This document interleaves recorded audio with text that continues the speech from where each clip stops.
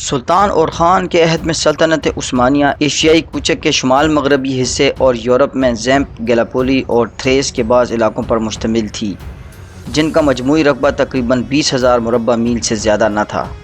سلطان اور خان کے دور اقتدار میں عثمانی ترکوں کو یورپ میں داخل کرنے والے سلیمان پاشا کو سلطنت کا ولی عہد بنا دیا گیا تھا، جبکہ 2 اور امیدوار بھی موجود تھے، جن میں ایک ملکہ نیلوفر خاتون کا بیٹا مراد اور دوسرا ملکہ تھیوڈورا کا بیٹا خلیل تھا۔ ان 3 امیدواروں میں سے ولی عہد سلیمان پاشا تو پہلے ہی باہر ہو گیا، وہ اپنے والد سلطان اور خان سے پہلے ہی اس جہان فانی سے کوچ کر گیا۔ 1359 یا بعض مورخین کے مطابق 1365 میں سلطان اور خان کے انتقال کے بعد شہزادہ مراد یا شہزادہ خلیل میں سے کسی ایک کو سلطنت کی بھاگ دوڑ سنبھالنی تھی، مگر شہزادہ مراد ہی کیوں خلافت عثمانیہ کے سلطان کے منصب پر براجمان ہوا؟ شہزادہ خلیل کا کیا بنا؟ کیا ان دونوں شہزادوں کے بیچ سلطنت کی جانشینی پر کوئی جھگڑا نہیں ہوا؟ اور شہزادہ مراد نے سلطنت عثمانیہ کی بھاگ دوڑ سنبھالنے کے بعد اسے کیسے آگے بڑھایا؟ آج سیکھو جانو کی اوٹومن سیریز کی اس ویڈیو میں ہم آپ کو سلطان مراد کے حالات زندگی اور انہی سوالوں کے جواب دیں گے۔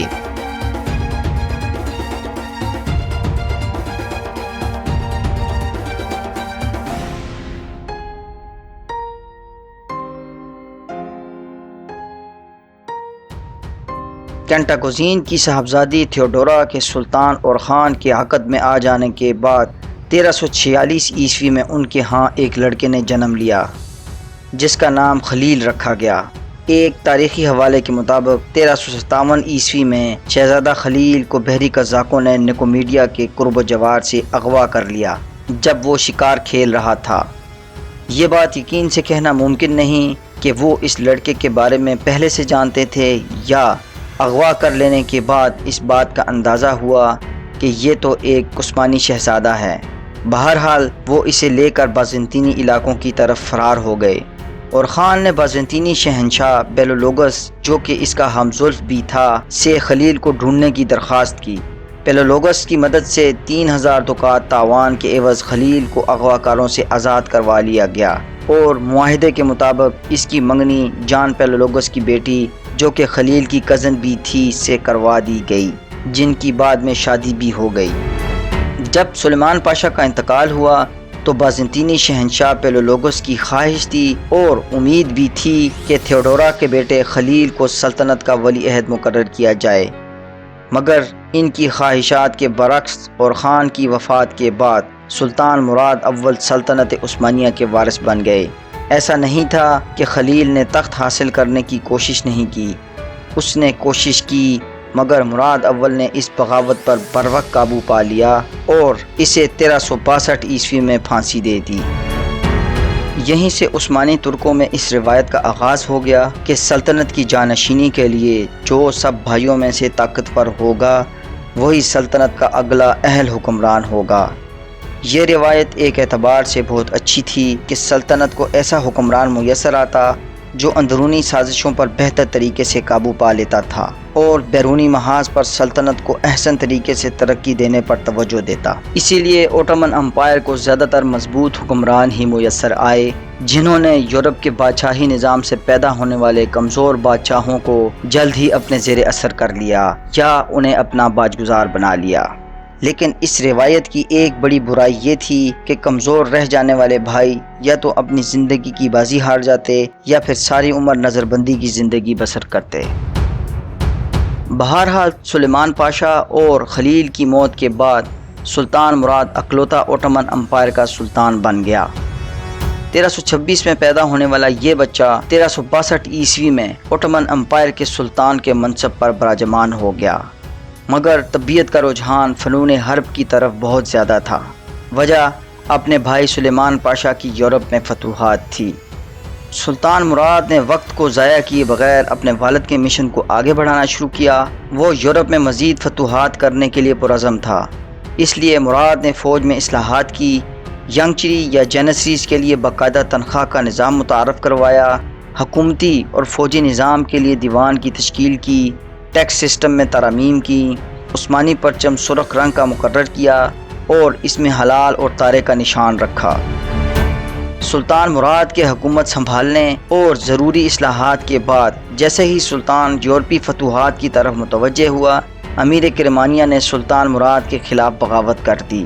سلطان مراد نے موقع پر پہنچ کر بغاوت کا بروقت قلع کما کر دیا اور کچھ عرصے کے لیے یورپی فتوحات کا ارادہ ملتوی کر دیا۔ جب یہ معاملہ ٹھنڈا ہو گیا تو سلطان مراد ایک زبردست عثمانی فوج لے کر درہ دنیال کو عبور کر کے تھریس پہنچ گیا اور جلد ہی ایک کے بعد ایک قلعہ فتح کرتا چلا گیا۔ اینڈرونوبل کی فتح کے ساتھ ہی تھریس کا سارا علاقہ سلطان مراد کے ہاتھ میں آ گیا۔ سلطان مراد جب تھریس کے علاقے فتح کر رہا تھا تو وہیں عثمانی فوج کے ایک اہم سپہ سالار لالا شاہین نے بلغاریہ میں داخل ہو کر فیلوپوپولس کا علاقہ فتح کر لیا۔ لیکن ان تمام فتوحات میں اینڈرونوپل بہت اہم تھا، کیونکہ کوہ بلقان میں اینڈرونوپل قسطنطنیہ کے بعد بازنطینی سلطنت کا دوسرا بڑا شہر تھا۔ یہی شہر یورپ میں عثمانیوں کے لیے فوجی چھاونی کا کام بھی دیتا رہا اور بعد میں عثمانی سلطنت کا دارالحکومت بھی رہا۔ قسطنطنیہ کے مکمل گھراؤ کے باوجود سلطان مراد نے قسطنطنیہ کا محاصرہ نہ کیا۔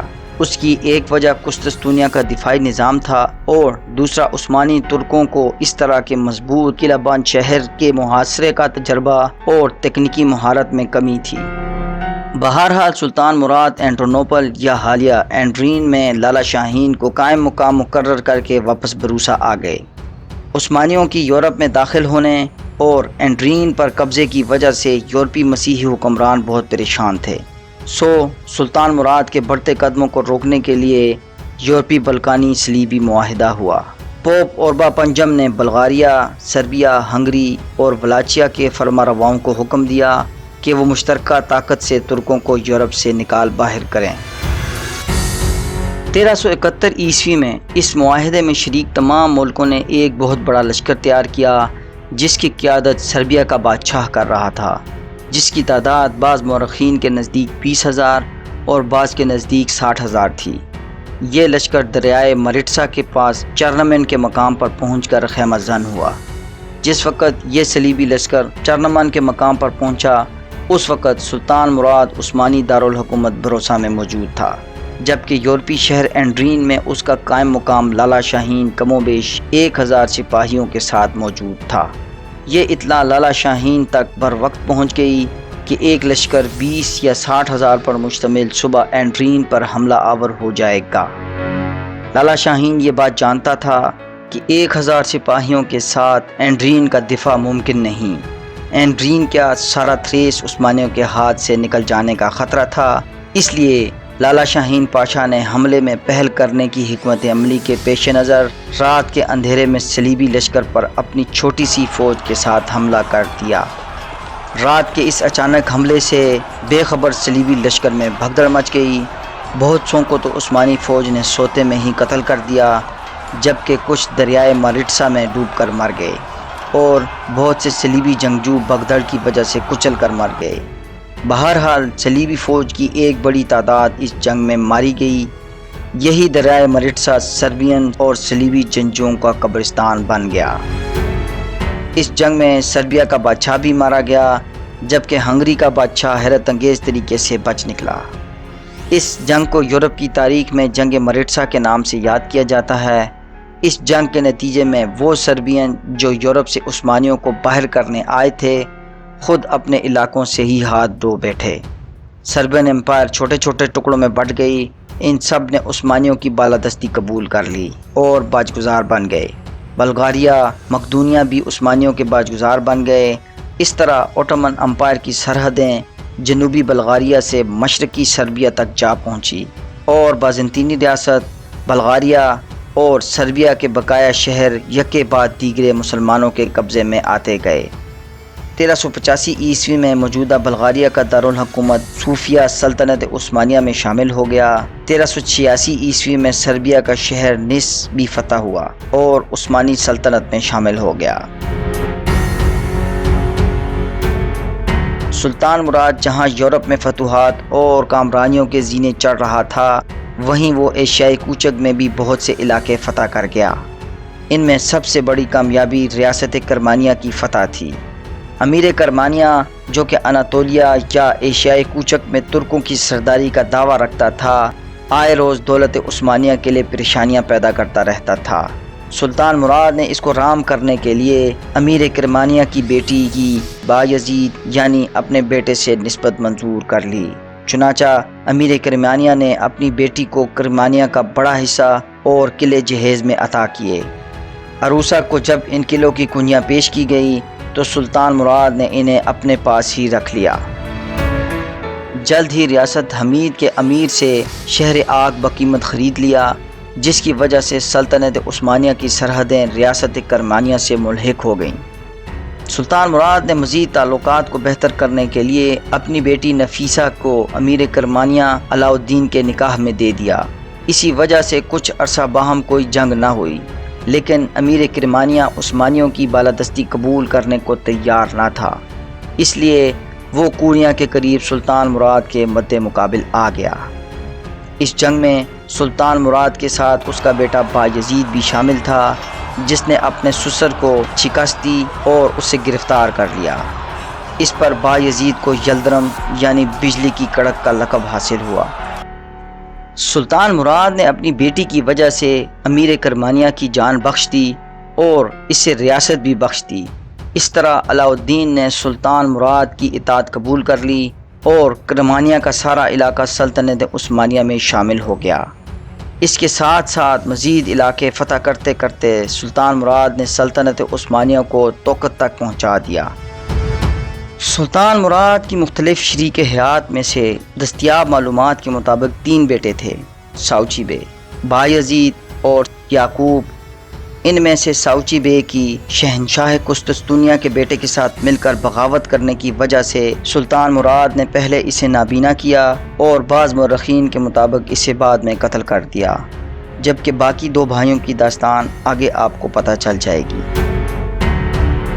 سلطنت عثمانیہ کے دونوں اطراف فتوحات اور علاقے کے نظم و نسق کو بہتر بنانے کے لیے سلطان مراد نے سلطنت عثمانیہ کو انتظامی اعتبار سے 2 حصوں یا 2 صوبوں، ایشیائی کوچک کے علاقوں کو اناطولیہ اور یورپی علاقوں کو رومیلی میں تقسیم کر دیا۔ یورپ میں عثمانی ترکوں کے بڑھتے اثر رسوخ کو روکنے کے لیے یورپ کے سب سے بڑے مذہبی رہنما پوپ نے پوری یورپی طاقتوں کو اکٹھا کرنا شروع کر دیا۔ اس کے ساتھ ساتھ سب سے پہلے بلغاریہ اور سربیا کے حکمرانوں نے خراج دینے سے انکار کیا۔ شاہ سربیا لازار نے نہ صرف خراج دینے سے انکار کیا بلکہ عثمانی فوجوں کے ایک دستے کو شکست بھی دے ڈالی۔ اس کی دیکھا دیکھی بوسنیا نے بھی عثمانی فوج پر حملہ کر کے انہیں شکست دی۔ ان شکستوں سے یورپی حکمرانوں میں جان پڑ گئی اور انہیں یہ امید پیدا ہو گئی کہ وہ اب اگر اکٹھے ہو جائیں تو عثمانیہ کو یورپ سے نکال باہر کریں گے۔ یورپ کے پوپ اعظم کی تائید میں شاہ سربیا لازار کی قیادت میں ایک بڑا لشکر عثمانی ترکوں کے خلاف اکٹھا کیا گیا۔ 1389 میں سلطان مراد اپنے بیٹے یعقوب کو دارالحکومت بروسا میں چھوڑ کر پوری تیاری کے ساتھ اپنی فوجوں کے ہمراہ بلقان میں کوسوو کے علاقے میں پہنچ گیا، جہاں شاہ سربیا لازار اپنی پوری صلیبی طاقت کے ساتھ اس کے انتظار میں تھا۔ شاہ سربیا لازار نے اپنی فوج کو 3 حصوں میں تقسیم کیا۔ درمیانی حصے کی کمان وہ خود، جبکہ ایک حصے کی کمان ایک مقامی کوسوو کا کمانڈر کر رہا تھا اور بائیں حصے کی کمانڈ ایک بوسنین کمانڈر کر رہا تھا، جبکہ دوسری طرف سلطان مراد بھی اسی ترتیب سے مرکزی حصے پر خود، جبکہ ایک حصے کی کمانڈ اس کا بیٹا بایزید کر رہا تھا۔ فوجی اعتبار سے دونوں فریق تقریباً برابر ہی تھے، لیکن لازار نے اپنی فوج کو نسبتاً اونچے پہاڑی حصے پر تعینات کر رکھا تھا جو اسے برتری دلاتا تھا۔ شروع میں اس کی فوج نے حملہ کیا تو عثمانی فوجوں کو پسپا کرنا شروع کر دیا، لیکن عثمانی فوج بڑی دلیری سے ان کا مقابلہ کر رہی تھی۔ پھر اچانک ہی کوسوو کے کمانڈر نے پیچھے ہٹنا شروع کر دیا اور جلد ہی وہ اپنی فوج لے کر وہاں سے نکل گیا۔ بعض مورخین کے مطابق یہ سب کچھ پہلے سے ہی عثمانیوں کے ساتھ طے تھا اور بعض کے نزدیک اس نے اپنی فوج کو بچانے کے لیے ایسا کیا۔ بہرحال جو بھی ہو، عثمانی ترکوں نے لازار کی فوج کا محاصرہ شروع کر لیا اور جلد ہی صلیبی فوجیوں کی لاشیں گرنے لگی، جن میں شاہ سربیا لازار بھی مارا گیا۔ کوسوو کی یہ جنگ یورپی تاریخ میں بہت اہم ہے، اسے جنگ کوسوو کے نام سے یاد رکھا گیا۔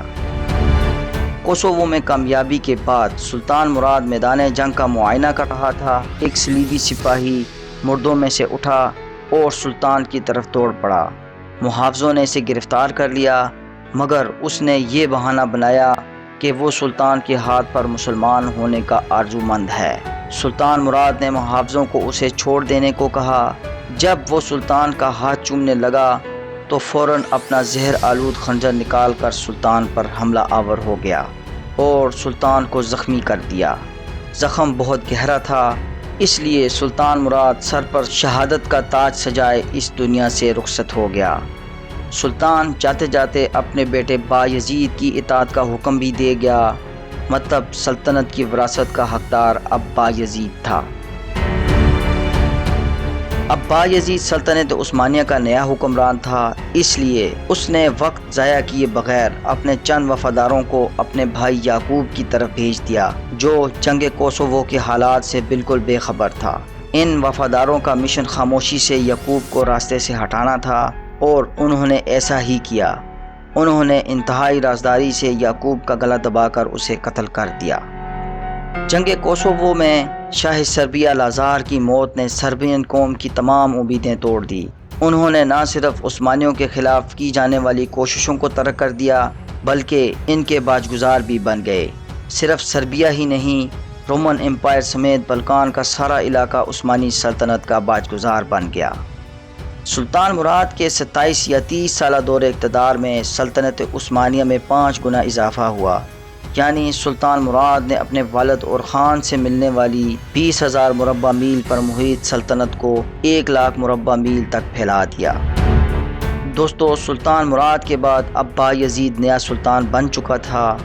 اس کے لیے سب سے بڑا چیلنج اس سلطنت کو وسعت دینا نہیں تھا بلکہ اس وسیع و عریض سلطنت کو سنبھالنا تھا۔ تو دوستو، سلطان بایزید نے اس وسیع و عریض سلطنت کو کیسے سنبھالا، یہ ہم آپ کو اس سیریز کی اگلی ایپیسوڈ میں بتائیں گے۔ ہمیں امید ہے کہ آپ کو ہماری یہ کاوش پسند آئی ہوگی۔ ہماری حوصلہ افزائی کے لیے ویڈیو کو لائک اور شیئر ضرور کریں۔